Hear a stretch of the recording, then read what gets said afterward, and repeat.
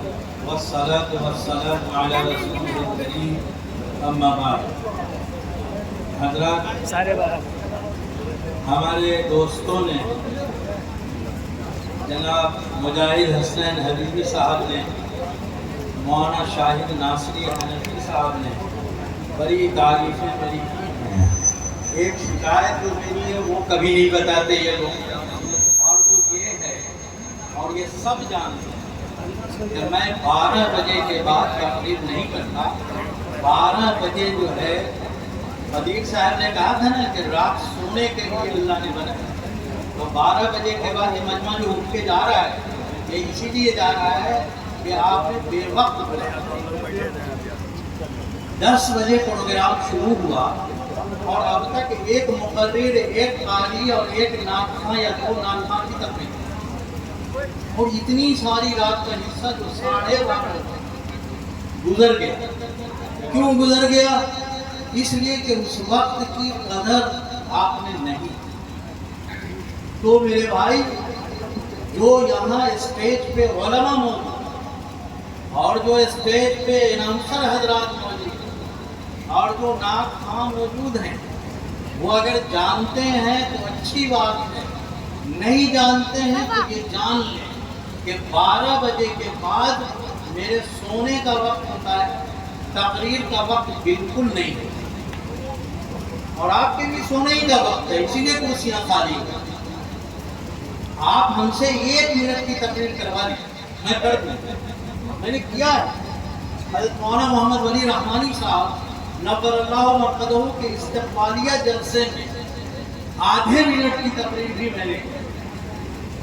تو میرے لیے یہ مسئلہ نہیں ہے کہ کتنی دیر تقریر کرنا ہے، مسئلہ یہ ہے کہ وقت پر کرنا۔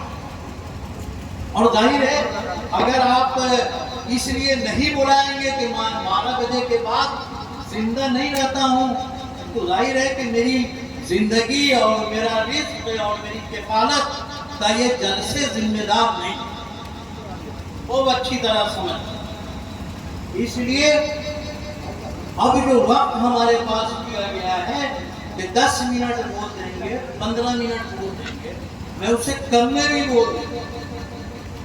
میں مبارکباد دیتا ہوں ان تمام لوگوں کو جنہوں نے اس مجلس کو سجایا، اور خانسہ اسلامک اکیڈمی کے ذمہ دار کو، ان علماء کو جنہوں نے اس میں تعاون کیا، جو تشریف لائے، میں سب کو مبارکباد دیتا ہوں۔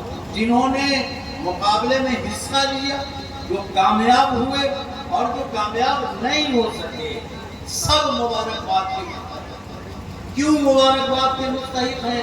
اس لیے کہ وفی ذالک فلیتنافس المتنافسون، یہ وہ کام ہے جس میں مقابلہ کرنا چاہیے۔ آپ کھیلوں کا مقابلہ کرتے ہیں، گانوں کا مقابلہ کرتے ہیں، ڈانس کا مقابلہ کرتے ہیں، شاعری کا مقابلہ کرتے ہیں، بیت بازی کا مقابلہ کرتے ہیں، اور پتہ نہیں کن کن چیزوں کا مقابلہ کرتے ہیں۔ اگر مقابلہ کرنا ہے تو قرآن کریم کی تلاوت کا مقابلہ، اور تلاوت کا مقابلہ ایسے ہی نہیں یعلم تعالی، صحت کے ساتھ قرآن کریم کا صحت کے ساتھ پڑھنا، یہ ضروریات دین میں سے یہ لازم ہے۔ اللہ تعالیٰ نے فرمایا وَرَتِّلِ الْقُرْآنَ تَرْتِيلًا، قرآن کو ترتیل کے ساتھ پڑھا جائے۔ اگر قرآن کو ترتیل کے ساتھ نہیں پڑھا جائے اور تلاوت کتاب مخارج کی صحت کے ساتھ نہیں کیا جائے گا، تو ایسا ممکن ہے کہ پڑھنے والا گنہگار ہو جائے ثواب کے بعد۔ میں 2-3 مثالیں دے کر کے بات ختم کروں گا۔ آپ سب پڑھتے ہیں الحمدللہ رب العالمین، یہ سورہ فاتحہ ہے۔ الحمدللہ رب العالمین، یہ سورہ فاتحہ ہے۔ لیکن ہماری مائیں، ہماری بہنیں، ہمارے دادا، ہماری دادی، ہمارے نانا، ہماری نانی کس طرح قرآن پڑھتے ہیں؟ الحمدللہ رب العالمین۔ گھروں میں یہی پڑھا جا رہا ہے، ہمارے چچا یہی پڑھ رہے ہیں، ہمارے دادا یہی پڑھ رہے ہیں، ہماری بہنیں ایسی پڑھ رہی ہیں۔ یہ جو الحمدللہ رب العالمین، آپ کو لگتا ہے کہ یہ سورہ فاتحہ ہے، لیکن حق کی ادائیگی کس نے نہیں کی؟ جس نے الحمد کو چھوٹی حیث میں پڑھ لیا، ہائے حوت پڑھ لیا، جس نے عین کو عین نہیں نکالا، حمزہ سے پڑھ دیا، اور لام کو پتہ نہیں کس مرحلے میں زیر دے دیا، کہا الحمدللہ۔ لوگوں یہ سورہ فاتحہ نہیں ہے، سورہ فاتحہ نہیں ہے۔ الحمدللہ رب العالمین کا ترجمہ یہ ہے کہ تمام تعریف اس اللہ کے لیے جو تمام جہان کا پالن ہے۔ لیکن جب آپ ہائے حوت سے پڑھتے ہیں، چھوٹی ہے سے پڑھتے ہیں، عین کے بجائے حمزہ سے پڑھتے ہیں، لام کو زیر دے دیتے ہیں، تو ترجمہ ہوتا ہے پھٹے پرانے کپڑے اس اللہ کے جو تکلیف دینے والا رب ہے۔ ایمانداری سے بتاؤ، کیا یہ قرآن ہے؟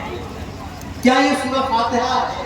لیکن ایسے ہی پڑھا جا رہا ہے، اور علماء کی بڑی تعداد کی موجودگی پورے اطمینان کے ساتھ کہتا ہوں کہ جو لوگ اس طرح قرآن پڑھتے ہیں نماز، تو فاحش اور فحش تبدیلی کی وجہ سے ان کی نمازیں بھی نہیں ہوتی۔ اس لیے ایسے مقابلے، اسی سورہ میں ایک آیت ہے غیر المغضوب علیہم ولا الضالین، اے اللہ ہمارا حشر ان کے ساتھ مت کیجیو جن پر تیرا غضب نازل ہے، اور جو گمراہ ہوئے ان پر مت کیجیو۔ ہمارے یہاں ضاد نہیں نکالا جاتا، دال سے پڑھتے ہیں ولا الضالین، اور کہیں کہیں تو جھگڑا بھی ہوتا ہے، اس کے لیے دال سے پڑھ رہے ہیں۔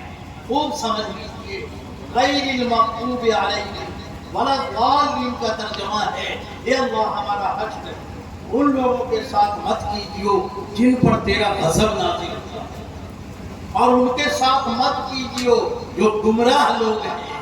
لیکن جب آپ دال سے پڑھتے ہیں، علماء کی بڑی تعداد موجود ہے، اس کا مطلب یہ ہوگا کہ اللہ ہمارا حشر ان کے ساتھ مت کیجیو جو راستہ دکھانے والے لوگ ہیں، راستہ دکھانے والے لوگ ہیں، ان کے ساتھ میرا حشر مت کیجیو۔ کیوں؟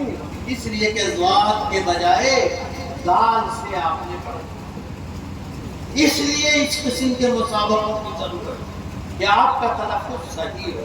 اب آدمی ہر نماز میں کہہ رہا ہے کہ اللہ ہمارا حشر ان کے ساتھ مت کیجیو جو راستہ دکھانے والے ہیں، تو کن کے ساتھ کیجیو؟ چوروں کے ساتھ، اچکوں کے ساتھ، لفنگوں کے ساتھ، بدماشوں کے ساتھ، کس کے ساتھ کرنے کی دعا کر رہے ہو؟ اللہ نے کہا تھا کہ جو گمراہ ہوئے ان کے ساتھ نہ کیجیو۔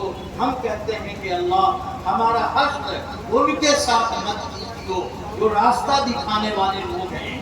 یہ راستہ دکھانے والے کون ہیں؟ یہ اولیاء ہیں، یہ بزرگان دین ہیں، یہ علماء ہیں۔ آپ کہتے ہیں ہر نماز میں اللہ ان کے ساتھ میرا حشر مت کیجیو، تو نتیجہ کیا ہوگا کہ نماز پڑھتا رہے گا اور دال سے پڑھتا رہے گا، تو حشر چوروں اور چکوں کے ساتھ۔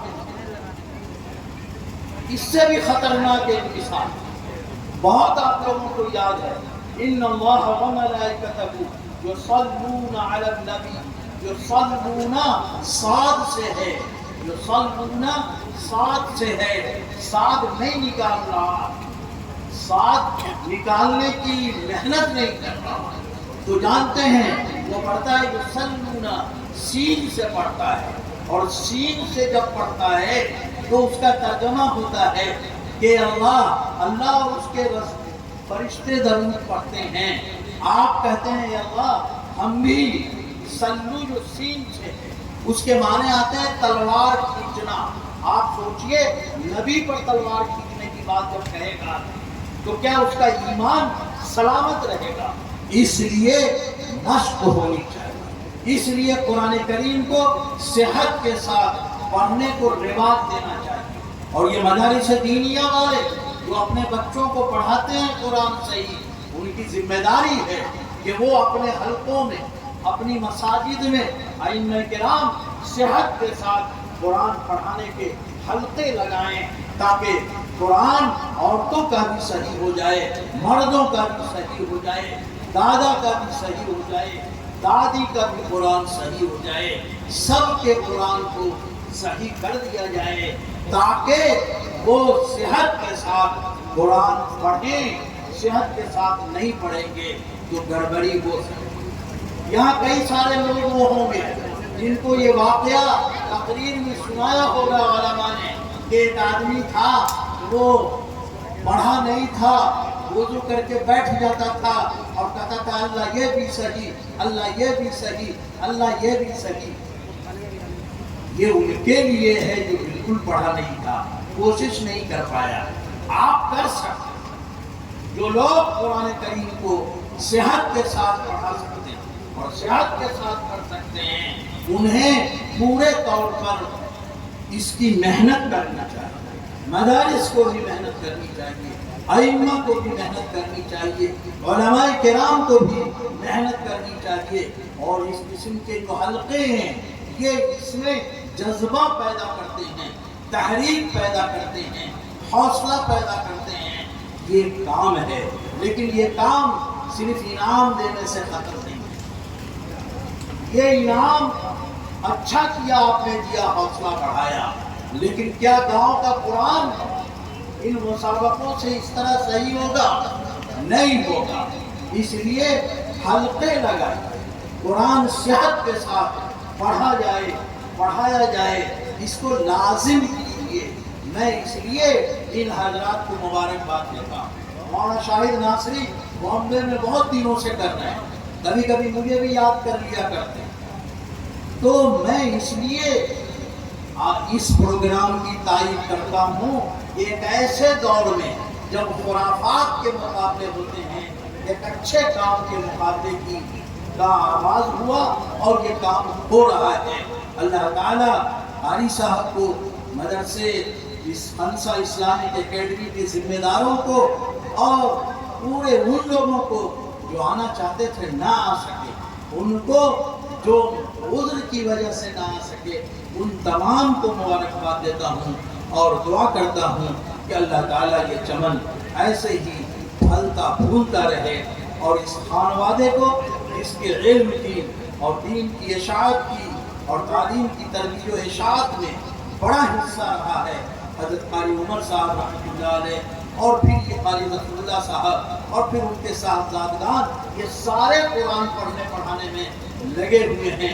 اللہ تعالیٰ ان کو حوصلہ دے، ان کو توفیق عطا فرمائے کہ اس پورے علاقے میں تصحیح قرآن کے حلقے لگائیں اور قرآن کریم صحت کے ساتھ پڑھنے پڑھانے کا مزاج بنائیں۔